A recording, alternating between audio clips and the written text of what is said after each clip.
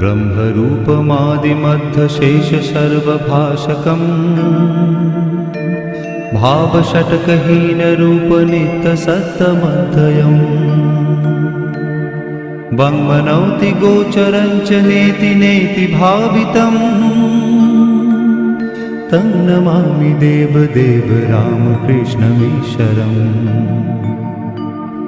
आदितेयविहरं शूरारिदैत्यनाशकम्